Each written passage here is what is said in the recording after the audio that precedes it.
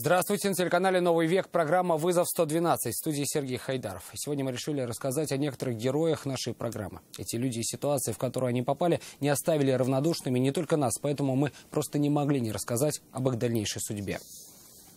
Но начнем с истории полуторагодовалого мальчика. В августе этого года малыш упал с 5-го этажа на крышу магазина, располагающегося на 1-м этаже дома на улице Декабристов. Спасательная операция была практически молниеносной, но тогда всем каждая секунда казалась вечностью. Нафиса Минязова знает, чем все закончилось. Я боялся его взять на руки, потому что он в таком состоянии уже был. Я не знал, что с ним делать, то есть, как он, что он должен, даже вроде не подавал признаки жизни. Айнур Ахунзянов вспоминает тот день, когда сам не понимая, как забрался на козырек магазина и стал помогать упавшему с 5-го этажа полуторагодовалому малышу. Все произошло в августе этого года. На улице Декабристов мальчик и его 3 старших братьев и сестер остались дома одни. Малыш, встав на подоконник, облокотился на москитную сетку. Она не выдержала, и он рухнул вниз с 5-го этажа. Айнур в тот момент проходил мимо и слышал этот грохот. И вот я его потом поднял, положил на себе, стал просить у Всевышнего, чтобы он не уходил от нас. Рассказывает, что называл его сыном и всячески пытался его успокоить. Время для него шло тогда долго. Говорит, в квартире на 2-м этаже уже ждали медики. На протяжении 15-10 минут, наверное, тут уже все начали кричать сверху, кто как, давай сюда, давай нам его скидывай, давай там. То есть были какие-то такие советы. Шевелить малыша он боялся. Медики же не могли выйти на крышу. Им это просто запрещено. Нужно было дождаться спасателей.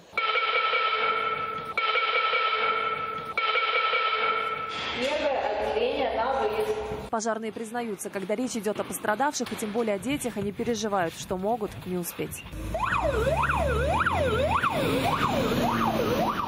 С окна нас встречали медики. Мы им помогли спуститься туда. Потом переложили на жесткие носилки и передали уже медикам. Они его увезли уже. Врачи госпитализировали мальчика и были сильно удивлены. Говорили, родился в рубашке, все кости были целы. Мальчику диагностировали лишь сотрясение головного мозга. Через месяц малышу Синдо уже исполнится 2 года. Спасатели отслеживали его судьбу и постоянно интересовались здоровьем. Не поздравить с наступающим не могли. Расти большим, здоровым, крепким. Как рассказал отец мальчика, Синдо чувствует себя хорошо и реабилитацию прошел быстро. А когда подрастет, планирует рассказать ему эту историю и познакомить с теми, кто его спас. Нафиса Минязова, Ильшат Мулахметов, Андерсен Тальцев. Вызов 112. На помощь Вячеславу Полехину чуть больше года назад пришли больше сотни неравнодушных казанцев. Одинокий пенсионер, инвалид 2-й группы, в один момент лишился всего имущества и единственного друга – канарейки Гоши. Его квартира вспыхнула из-за короткого замыкания, когда мужчина пошел в социальную столовую. Анна Городнова узнала, как он живет сейчас, и поздравила его с наступающим праздником. Он все еще помнит Гошу, постоянно о нем тоскует. Тот день, 6 апреля 2017 года, сильно изменил его жизнь и лишил единственного друга. Вячеслав Полехин пошел в социальную столовую, вернулся уже на пепелище. Из-за чего вспыхнул огонь, сейчас ему уже и не важно. И жалко было не имущество, а погибшую в огне канарейку. Как и где жить дальше, даже и не думал. За него об этом подумали неравнодушные казанцы. Группа помощи одинокому пенсионеру росла не по дням, а по часам. Я раз 10, наверное, чуть не расплакался, потому что мужчина был просто грязный, плачет, он не знает, что делать, он просто потерян. И, наверное, я понял, что здесь мы точно должны этому человеку просто, я не знаю, помочь встать на ноги. На собранные деньги волонтеры поселили мужчину в гостинице. Сами тем временем в сгоревшей квартире сделали ремонт. Пришлось даже менять проводку. Кто-то купил обои, кто-то сантехнику, привезли новую кровать. Но увидеть преображенное жилье смог не сразу. У инвалида 2-й группы пошатнулось здоровье. Меня в гостиницу отправили. В гостиницу неделю. После гостиницы больницу. Не забывают его волонтеры и по сей день. Кто-то сходит за продуктами, инвалиду 2-й группы элементарно тяжело ходить. Кто-то уберется, кто-то приготовит, но украшать квартиру решил сам. Изолентой наклеили, и окна, и все. Самый главный новогодний атрибут – елку нарядил еще в октябре. Попутно украсил квартиру гирляндами. Встречать Новый год, впрочем, как и всегда, будет один. Вернее, с канарейкой, которую ему подарили неравнодушные люди. Она покупает и днем летает, и на кухню летает, и в комнате бегает, и сама в клетку залетает. Общий язык с ней, говорит, давно нашли. К новому питомцу сильно привык, но только вот имя птицы больше решил не давать. Анна Городнова, Айрат Назипов, Азат Самигуллин, Вызов 112. Он прячет свое лицо, но признается, что всего лишь один из многих с одной судьбой на всех. Не скрывает, сознательно губил и свою жизнь, и жизни других, таких же, как он. Тех, кого поглотили наркотики. Потерял все, что было, понимал, что лишиться и жизни, вырваться из пучины помог арест и длительный срок в колонии строгого режима за хранение и распространение запрещенных препаратов. О приговоре ради жизни. Алия Хайрудинова. У меня была анорексия, я весил 50 килограмм. Потому что, наркотические средства не сжигают у тебя все. К пагубной привычке 26-летний Руслан пристрастился еще в 14 лет. С тех пор, признается, не представлял свою жизнь без наркотиков. В один момент он даже стал наркокурьером. Итог оказался печальным. При закладе его задержали оперативники и впоследствии лишили свободы. Тогда молодому человеку казалось, что жизнь пошла под откос. Тем более, что семья от него отвернулась. Была первая семья, я завел семью, родилась дочь. Наркотики оставались в своей жизни, в моей жизни. После чего, так сказать, жена была, конечно, против. Естественно, ушла от меня. Оставила меня с элементами, грубо говоря, с долгами. Я пошел продавать. Но лишенный свободы Руслан открыл в жизни новые возможности. Желание жить стало еще сильнее. Когда организм начал очищаться от этих всех веществ, я пока задышал новой жизнью, что ли.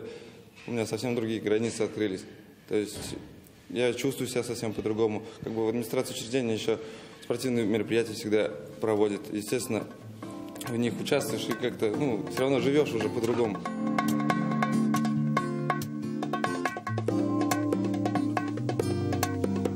В исправительной колонии Руслан начал выжигать картины. Здесь этот навык отточил до профессионального уровня. Тем более, что время позволяет. Где-то по полгода на каждую картину конкретно. Полгода на каждую картину – это 6 часов работы каждый день. Всего на счету у Руслана 3 картины. У каждой своя история. Например, вот это, признается, самое сложное. Сама концепция рисунка очень трудная просто.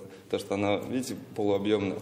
Потому что лицо скрыто за узорами. Помимо навыков в труде, Руслан умудрился сделать то, что многим на свободе сделать не так просто. Он нашел свою любовь и связал себя узами брака. Созвонились, поговорили, согласилась, И администрация учреждения тоже пошла навстречу. Мы поженились, сходили на короткое свидание, на длительное свидание, и все отлично. Сейчас до сих пор вместе уже полгода. Планы у пока еще заключенного на жизнь большие. Укрепить свою семью, при этом не забывать о старой и найти подходящую новым навыкам работу. Подать же прошение на условно-досрочное освобождение Руслан планирует уже к 2020 году. Думает, что получится, и уверен, что выйдет из колонии совсем другим человеком, нежели в нее вошел.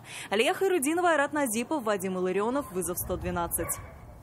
Не могли бы не узнать и мнение другой стороны. Тех, кто выносит приговор, когда отправляя подсудимых в места лишения свободы, а порой и освобождая в зале суда. Как выносится приговор, как определяются сроки заключения и влияют ли на вердикт человеческие эмоции. Обо всем этом Нафиса Минязова спросила одного из самых заслуженных судей Татарстана. И вот с 1987 года работаю, рассматриваю уголовные дела. Больше 30 лет Ильгиз Галимуллин, судья Верховного суда Татарстана, является голосом закона, приговаривал их к пожизненным срокам и освобождал в зале суда. Во многом был первопроходцем. Одно из первых дел в России по преступному сообществу. Это Хаит Акташ. Тоже громкое дело. Тоже много было вопросов разных с точки зрения и методики, и с точки зрения законодательства. Таких громких дел на его практике было немало. Говорит, порой для безопасности представляли охрану, бывало на крышах, расставляли снайперов. Со временем привык. Человеческий фактор, говорит, есть. От этого никуда не деться. Жалко бывает и подсудимых, сердце на части рвет. И при виде жертв преступлений и их родных. Но опирается только на Уголовный кодекс и смотрит на Фемиду. Переживать по каждому делу просто физически невозможно. И потом, если будешь сильно переживать, правильное решение не примешь. Потому что нужно быть где-то с холодной головой. Нужно ведь применить еще и закон правильно. За годы работы вывел, как считает, идеальную формулу счастливой жизни и знает, как сократить число преступлений. Чтобы люди больше радовались, тогда будет меньше преступлений.